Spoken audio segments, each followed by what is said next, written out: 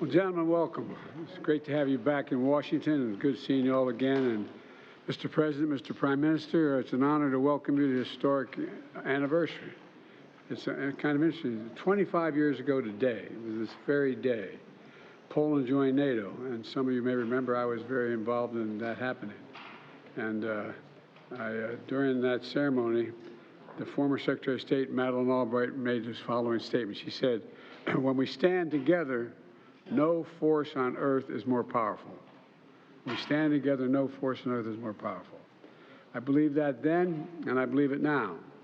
And we see it in Polish-American troops serving side by side NATO on the eastern flank, including in Poland. And we see it in our commitment to strengthen NATO's collective defenses. And I want to pause here and note that Poland is spending nearly 4% of its gross domestic product on defense, much of it purchasing American weapon systems and aircraft. And that's double the NATO commitment, 4%.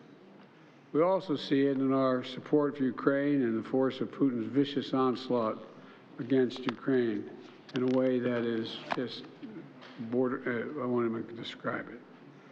And I want to thank you both for Poland's unwavering security and humanitarian assistance, including welcoming about 1 million Ukrainian refugees. As my mother would say, God love you. You're doing God's work. You really are. It's incredible what you're doing, what the Polish people are doing. Today, the United States is announcing an emergency package for Ukraine using cost savings from previously approved Pentagon contracts. The package includes munitions and rounds to help Ukraine hold the line against Russia's brutal attacks for the next couple of weeks, which I have the authority to do without asking Congress for some more money right now. But I've asked them for a lot more money. And but it's not nearly enough what I'm announcing today.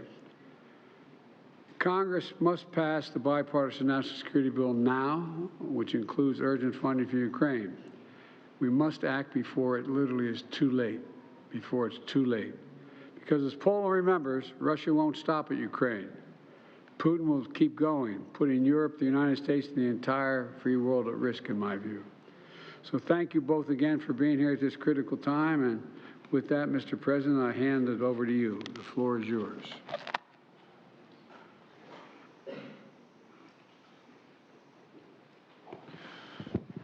Mr. President, ladies and gentlemen, exactly 25 years ago, on the 12th of March 1999, Poland, the Czech Republic, Hungary joined the strongest alliance in the world.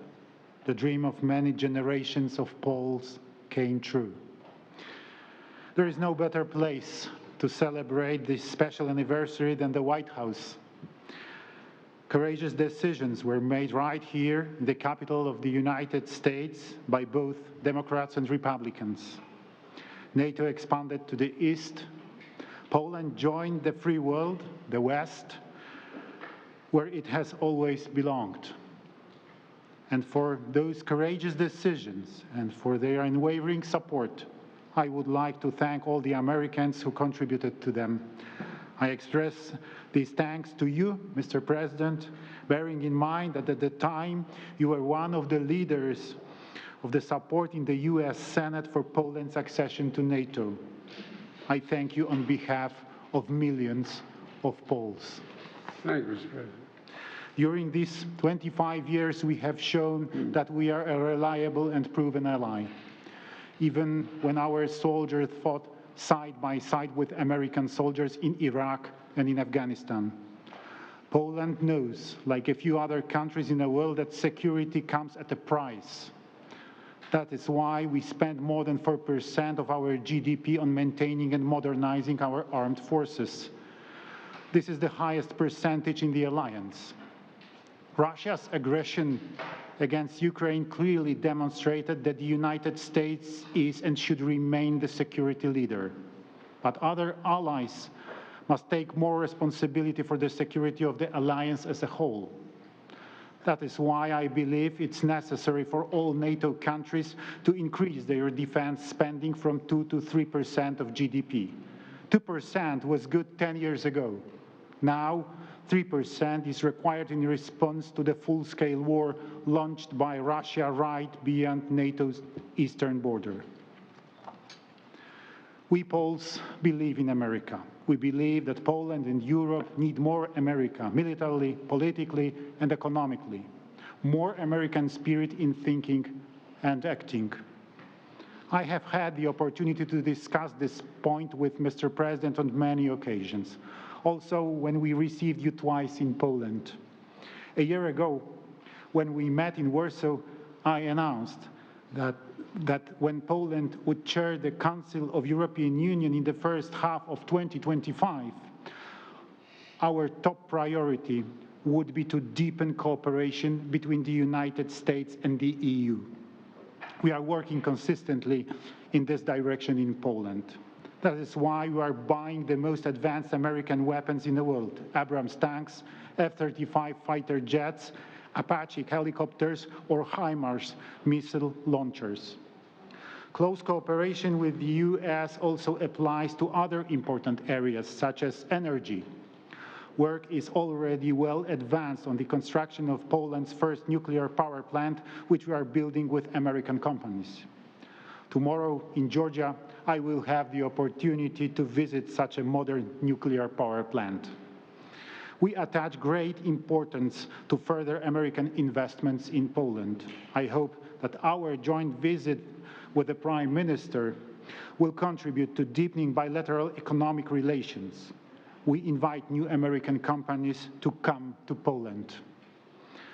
Today's visit sent an important message, one that confirms the strategic nature of Polish-American relations, which we want to develop further. Thank you very much. Mr. Prime Minister.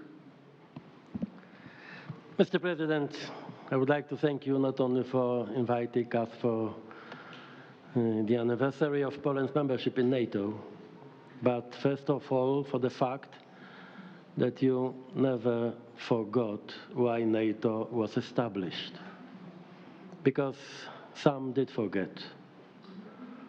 So let me recall the opening words of the Washington Treaty, and I quote, "The parties to this treaty are determined to safeguard the freedom, common heritage and civilization of their peoples, founded on the principles of democracy, individual liberty, and the rule of law." Thank you, Mr. President, for your permanent fight for those principles. And we also remember, as the President said, remember also your engagement, your efforts. 25 years ago, you were then a senator in this NATO's enlargement process. Thank you.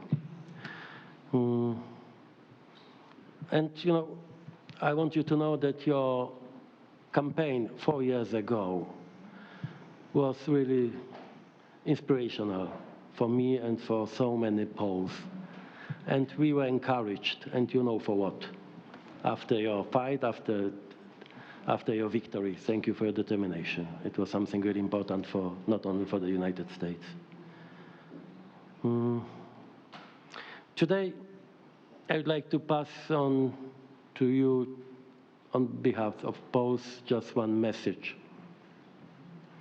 Our country is now a stable democracy, predictable for our allies, on which the security of the whole region hugely depends.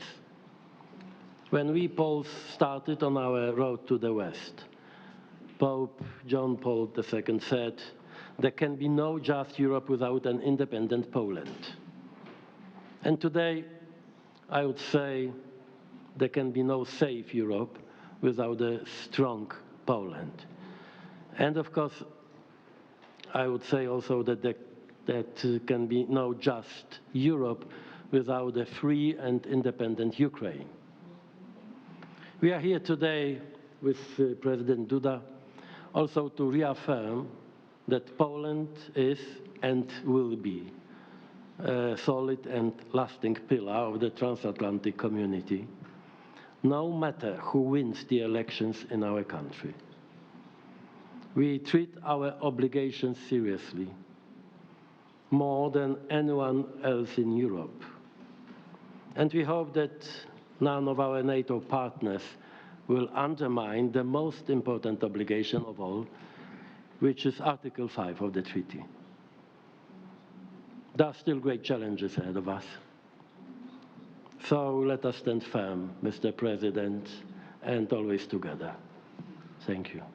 Thank you very much.